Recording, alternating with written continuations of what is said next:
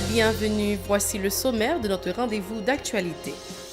Dossier Petro-Caribé le 14 novembre prochain, c'est la date retenue pour la présentation officielle du rapport de la commission sénatoriale spéciale chargée d'approfondir l'enquête. Selon les commissaires, le document qui contient plus de 400 pages confirme le gaspillage des fonds alloués notamment au BMPAD et à l'EDH. L'ambassadeur du Canada accrédité en Haïti, André Frenette, promet que la coopération entre les deux pays sera axée sur l'équité de genre, de la bonne gouvernance lors d'une visite jeudi au Parlement haïtien. La commission éducation du Sénat exige le respect des contrats passés par l'État haïtien avec les éditeurs dans le cadre du programme de subvention de matériel scolaire. Le Bureau haïtien des droits d'auteur organise les 26 et 27 octobre un atelier de réflexion sur les modifications à opérer au niveau des deux décrets adoptés en 2005 sur les droits d'auteur et les droits voisins. Les détails, c'est tout de suite. Merci d'être resté avec nous pour le développement de ce journal. La commission sénatoriale spéciale chargée d'approfondir l'enquête sur l'utilisation des fonds Petro-Caribé a achevé ses travaux dont les résultats seront officiellement présentés le 14 novembre prochain à l'Assemblée, a annoncé son président Evalier Beauplan. S'exprimant en marge d'une rencontre déroulée à huis clos au Parlement, M. Beauplan a expliqué ce report par le fait que les sénateurs ne disposent pas encore des copies du document et sa présentation doit être d'abord débattue en conférence des présidents de commission sénatoriale. Écoutons-le au micro d'Edlaine Vernal et de Francineus. Nous disons le travail a fini. Ça que fait aujourd'hui, ce n'est pas devant l'Assemblée sénatoriale nous de façon solennelle pour nous déposer des documents. Il y a deux handicaps. Ce n'est pas un handicap majeur. Nous avons rencontré le président de l'Assemblée et que l'exiger, il faut qu'il y ait 29 copies. Parce que le pas qu'à recevoir travail là, sans pas une copie même choix pour remettre par chaque sénateur pour être capable de garder le document. Deuxièmement, jeudi, le président Yuri dit que pour qu'elle t'introduise du jour, il faut une conférence des présidents. Et conférence des présidents faite chaque lundi. Sur ce, chaque lundi du mois. Il n'y a pas qu'à improviser en conférence des présidents pour un dossier de si grande importance pour dire que Petro-Caribé a fait l'après-midi. Donc, il nous molli, il dit nous que la projeter en prochaine séance pour que solennellement, le 14 novembre, l'a déjà fait conférence des présidents, que l'a présidé, l'a discuté avec le président de la commission, il a introduit le dossier ça dans l'ordre du jour. Et joue ça là pour une séance spéciale.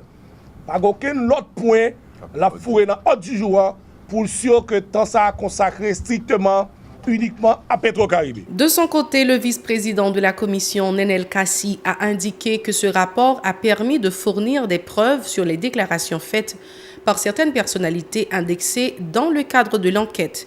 Il a notamment fait mention des dossiers concernant le Bureau national de monétisation des programmes d'aide au développement, BMPAD, et l'électricité d'Haïti, EDH. Écoutons ces déclarations. Question gaz. Là, qui a un gaspillage total qui fait au niveau BMPAD. Nous couvrons question ça. Question électricité. Question EDH, électricité. Là, tu as un gaspillage énorme. Nous couvrons chance à tout. Question BMPAD même. Audit au niveau BMPAD même. Il y a un montant exagéré que peut-être nous, pourquoi bailler là, dans l'Assemblée ou bien séance historique qu'a bien pour faire le 14 novembre qu'a venir. Et côté son séance, nous-mêmes nous venons à toute battante là, non? Tout document, la presse a bien chance pour le document et n'a bien vidéo tout. Audition yo, côté n'a côté moun yo fait AV par rapport avec une série de questions qui nous déposent. Le sénateur Antonio Cherami, membre de la commission, s'est aussi félicité des travaux réalisés par ses pairs, indiquant que les 5 commissaires se sont entendus au départ pour bien remplir leur mission. Le sénateur Onondieu, lui, s'est finalement rétracté et le sénateur Hervé Lenine Foucan a justifié son absence jeudi au Parlement. Selon le parlementaire, il exhorte le président du Sénat à respecter sa promesse de faciliter la présentation officielle du document à la date prévue. Ses propos au micro d'Edlaine Vernal et Francineus. C'était nous 5 et nous 4 là, nous avons décidé pour ces BOP qui était présidé commission. L'autre de eux, c'est deux l'autre sénateur et qui peut-être nous connaît très bien. Ils ont empêché qui fait pas là. Ils ont raison de faire pas là, mais il y a un bagage que je dis moi-même. Moi, je demande président Yuri, pas dormir sous séance ça. Parce que la population a besoin qu'on ait comment l'argent que vous-même vous pouvez redire, travail pour payer taxes, pour payer bill, on série de gens qui gagoté, dépenser. Je demande au président Yuri, pressé, mettez bagage ça dans l'ordre du jour pour nous voir qui j'en nous fait rapide. 14. Si c'est 14, que tout peuple a connaît 14, jour ça pas l'autre bagage dans l'ordre du jour que ça. Autre dossier, une délégation conduite par le nouvel ambassadeur du Canada en Haïti, André Frenette, a rencontré jeudi au Palais législatif le président du Sénat de la République sur le renforcement de la coopération entre les deux pays. Yuri Latortue, qui s'est félicité de cette initiative, a indiqué que le Sénat va travailler en partenariat avec l'ambassadeur afin d'obtenir la continuité des travaux déjà démarrés dans différents domaines dans plusieurs départements géographiques du pays. Ces propos au micro d'Edlaine Vernal et Francineus. Eh bien, nous sommes bien contents d'accueillir puisque sa visite représente un signe de la continuité de cette coopération du Canada avec Haïti. Une coopération que j'ai toujours qualifiée de coopération vraiment respectable, où vraiment, je veux dire que tout se fait dans le respect. Et il y a beaucoup de départements dans le pays qui ont profité de cette coopération, particulièrement dans l'Artibonite, dans l'hôpital, dans le nord-ouest et des routes. Et je crois que aujourd'hui, la présence de l'ambassadeur, c'est pour signifier cette continuité, pour dire que le Canada est toujours avec Haïti. Et merci de la visite. Et en plus de cela, je crois qu'on va faire tout le possible pour continuer la coopération, commencer depuis Belle Lurette avec le centre parlementaire, avec le Canada. Aujourd'hui, on va maintenir pour voir comment maintenir cette coopération avec les commissions, avec également les échanges entre les deux parlements. Et il y a cela 2 mois, et le président de l'Assemblée nationale, M. Charon, était avec nous. C'était encore un signe de cette grande coopération entre Haïti et le Canada. Et je crois que tout ceci va continuer. Et nous, de notre côté aussi, nous allons rendre une visite, une réciproque à l'ambassadeur. Et l'ambassadeur se retrouvera dans les départements et la plupart des députés, des sénateurs auront justement à le voir dans les départements. Pour sa part, l'ambassadeur du Canada accrédité en Haïti, André Frenette, a salué l'accueil qui lui a été réservé au Parlement. Il a précisé que l'équité de genre, la coopération, la santé et la bonne gouvernance figuraient au menu des discussions. André Frenette. Nous avons parlé de plusieurs dossiers de coopération, de plusieurs dossiers qui nous tiennent vraiment à cœur, qui témoignent, je pense, de la profondeur de la relation qui existe entre le Canada et Haïti. On a parlé de la santé aujourd'hui, on a parlé de la gouvernance, on a parlé de la sécurité, on a parlé de les femmes et les filles, et l'équité des genres. Alors, j'anticipe un 2 ou 3 ans ici en Haïti très, très productif. J'apprécie beaucoup l'accueil que le président nous a réservé ce matin. J'ai bien hâte de visiter le département de l'Artibonite. Et j'ai bien hâte de continuer ce dialogue-là avec les Haïtiens sur les grandes priorités qui animent cette relation-là entre le Canada et Haïti. Alors, M. le Président, merci beaucoup. Point d'éducation, la commission éducation du Sénat a rencontré jeudi une séance de travail avec le ministre de l'Éducation nationale et de la formation professionnelle, Pierre-Josué Agénor-Cadet. Plusieurs points ont été abordés au cours de cet entretien, notamment la question de subvention des livres et des matériels scolaires, le respect par les éditeurs des contrats avec l'État haïtien et les dispositions à adopter pour améliorer le fonctionnement du système éducatif. Dieupi Chérubin est président de la dite commission. Écoutons ses déclarations. Le c'est le livre que le ministère de l'Éducation a décidé de faire don avec eux. C'est le ministère là qui recevra tout livre ça, il a contrôlé, il connaît pour combien l'acheter et combien les joindre. Mais là, c'est le livre qui a subventionné, ça pose un gros problème pour qu'on ait livre subventionné.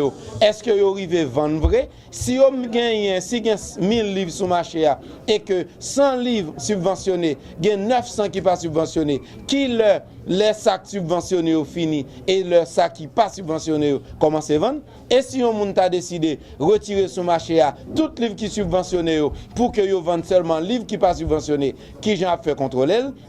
Ça montre nous, yo ka essayer de contrôler bagala en l'air, mais est-ce que yo ka contrôler en bas? Tout ça montre nous que nous-mêmes, dans le Sénat République là, avec le ministère là, nous décidons de travailler ensemble pour nous jouer une solution dans la lutte menée contre la corruption, dans la lutte menée pour que nous travaillions que bien pays, maigre moyen pays a rien lié aller au profit du peuple là, pour nous arriver à mettre contrôle sur ça. Ce n'est pas une séance de travail qui est terminée. C'est une séance de travail qui a continué parce que nous ne pouvons pas finir entendre-nous sur quelle modalité nous allons le mettre en place. Est-ce que nous allons continuer avec subvention livre? Parce que pour là-dedans, eux-mêmes, ils rendent compte clairement, question subvention, ils n'ont pas qu'à contrôle très bien. Question subvention, patronat, avantage peuple en réalité, c'est on sait à peu près si, c'est pas à peu près, c'est 600 millions de gouttes qui est en question. Est-ce que vraiment le peuple a bénéficié? Est-ce que comme ça, pas qu'à mieux utiliser? Est-ce que pas qu'à bailler livre seulement? Mais c'est des bagailles que nous tous ensemble allons considérer pour nous dire nous c'était une belle séance de travail. Là dans le tout, nous avons abordé questions syndicales qui ont pile questions pour le ministre là avec yo ta gagné 4 débits, yo ta gagné meilleur traitement de travail, yo ta gagné pas gain trop disparité dans mi-temps dans prix que yo même yo touché yon avec l'autre. Nous avons abordé toutes questions ça dans la séance de travail là, mais ça qui attire l'attention nous, c'est que le ministère est conscient et nous-mêmes nous conscients.